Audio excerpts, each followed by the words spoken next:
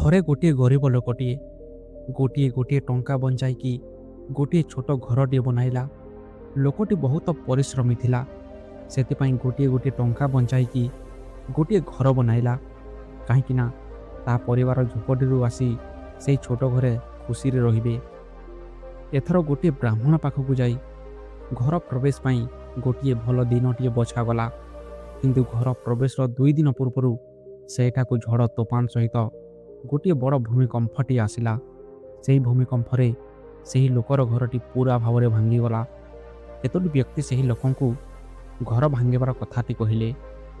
ସେହି ଲୋକଟି ଦୌଡ଼ି ଦୌଡ଼ି ଯାଇ ବଜାରକୁ ପହଞ୍ଚିଗଲା ଏବଂ ବଜାରରୁ କିଛି ମିଠା କିଣି ସେହି ଭାଙ୍ଗି ଯାଇଥିବା ଘର ପାଖକୁ ପହଞ୍ଚିଲା, ଯେଉଁଠାରେ କି ବହୁତ ଲୋକ ରୁଣ୍ଡ ହୋଇ ଭାଙ୍ଗି ଯାଇଥିବା ଘରକୁ ଦେଖି ଦୁଃଖରେ ଥାନ୍ତି ଏବଂ କହୁଥାନ୍ତି, ବିଚରା ଗରିବ ଲୋକଟିଏ ଥିଲା, ଘରଟିଏ ବହୁତ କଷ୍ଟ କରି ବନାଇଥିଲା, ତାହା ମଧ୍ୟ ଭଗବାନ ଛିନି ନେଲେ।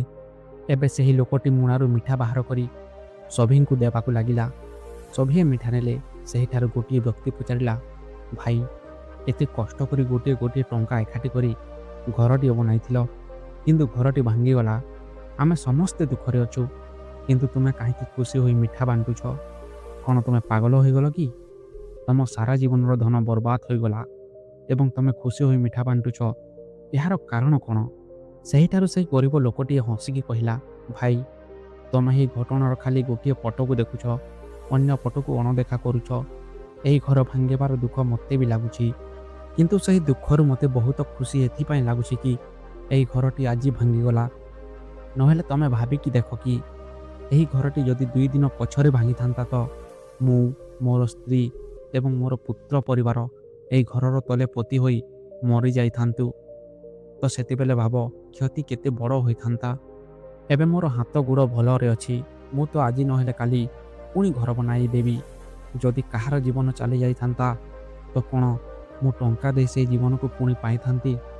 ସେହି ଲୋକର କଥା ଶୁଣି ସେହିଠାରେ ଥିବା ପ୍ରତ୍ୟେକ ବ୍ୟକ୍ତିର ଦୁଃଖ ମୁହଁରେ ହସ ଆସିଗଲା। ସେମାନେ ଭାବିଲେ କି ସେ କେମିତି ଗଭୀରତାର କଥାକୁ ସରଳ ଭାବରେ ବୁଝାଇ ଦେଲା। ତ ବନ୍ଧୁଗଣ, ଏହି କାହାଣୀ ଆମକୁ ବହୁତ ବଡ଼ ମହତ୍ତ୍ୱପୂର୍ଣ୍ଣ ଶିକ୍ଷାଟିଏ ଦେଇକି ଗଲା। ଜୀବନରେ ସୁଖ ଦୁଃଖ ତ ଟଙ୍କାର 2 ପଟ ପରି ଆସିଥାନ୍ତି ଯାଇଥାନ୍ତି। ଯେତେବେଳେ ଆମ ଜୀବନରେ ସବୁ ଭଲ ଚାଲିଥାଏ ତ ନିହାତି ଖୁସି ହେବା, କିନ୍ତୁ ଯେତେବେଳେ ଆମ ଜୀବନରେ ଖରାପ ସମୟ ଆସେ ଏବଂ ଜିନିଷ ସମୟ ଆମ ଅନୁସାରେ ଚାଲିନଥାଏ ତ ସର୍ବପ୍ରଥମେ ଆମେ ଆମ ଧୈର୍ଯ୍ୟକୁ ହରାଇଥାଉ ଏବଂ ଭଗବାନ ଏବଂ ଆମ ଭାଗ୍ୟକୁ ଦୋଷ ଦେବା ଆରମ୍ଭ କରିଦେଉ।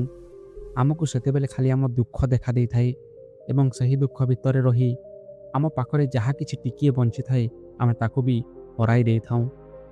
ତ ସାଙ୍ଗମାନେ, ଯେତେବେଳେ ପରିବର୍ତ୍ତନ ହୋଇଯାଏ ଆମ ଭାବନା ଶକ୍ତିର, ଯାହାକି ସକାରାତ୍ମକ ଭାବନା ଏବଂ ନକାରାତ୍ମକ ଭାବନା, ଯଦି ଆମେ ଏହିଠାରେ ନକାରାତ୍ମକ ଦୃଷ୍ଟିକୋଣରେ ଦେଖିବା ତ ଆମେ ସହଜରେ ନକାରାତ୍ମକର ଶିକାର ହୋଇଯିବା। ଏହି ନକାରାତ୍ମକ ଭାବନା ଆମ ଦୁଃଖର କାରଣ ହୋଇଥାଏ ଏବଂ ଆମ ସଫଳତାର ବାଟ ଏହିଠାରେ ହିଁ ଶେଷ ହୋଇଯାଏ।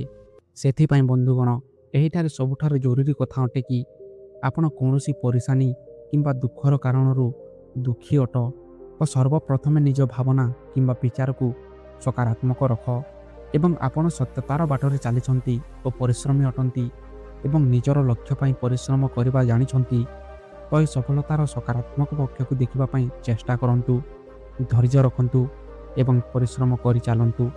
ଠିକ୍ ଯେମିତି ସେହି କାହାଣୀରେ ସେହି ଲୋକଟି ଗରିବ ଥିଲା ସିନା, କିନ୍ତୁ ପରିଶ୍ରମୀ ମଧ୍ୟ ଥିଲା। ତା'ର ସେହି ପରିଶ୍ରମର ଘର ଭାଙ୍ଗିଯିବା ପରେ ବି ସେ ଖୁସିରେ ଥିଲା, କାହିଁକିନା ସେ ଜାଣିଥିଲା ଏବଂ ସେ ସେହି ଘଟଣାର ସକାରାତ୍ମକ ପକ୍ଷକୁ ଦେଖିଥିଲା। ସେଥିପାଇଁ ବନ୍ଧୁ, ସଦାବେଳେ ସକାରାତ୍ମକ ଭାବନା ରଖ। ଖୁସିରେ ରହିଲେ ଅହଙ୍କାର ଗର୍ବ କରିବ ନାହିଁ ଏବଂ ଦୁଃଖରେ ରହିଲେ ଏହା ସ୍ମରଣ କର କି ଯେମିତି ଏହି ସଂସାରରେ ସୁଖ ଅଧିକ ଦିନ ରୁହେ ନାହିଁ, ଠିକ୍ ସେମିତି ଦୁଃଖ ବି ରହିବ ନାହିଁ। ନା ତ ସୁଖ ଆମର ହାତରେ ଅଛି, ନା ତ ଦୁଃଖ। ଯଦି ଏହା ଆମ ହାତରେ ନାହିଁ ତ ଏଥିପ୍ରତି ଧ୍ୟାନ କାହିଁକି ଦେବା? ଖାଲି ଗୋଟିଏ ଜିନିଷ ଆପଣଙ୍କ ହାତରେ ଅଛି, ତାହା ପରିଶ୍ରମ ଓ ଧୈର୍ଯ୍ୟ।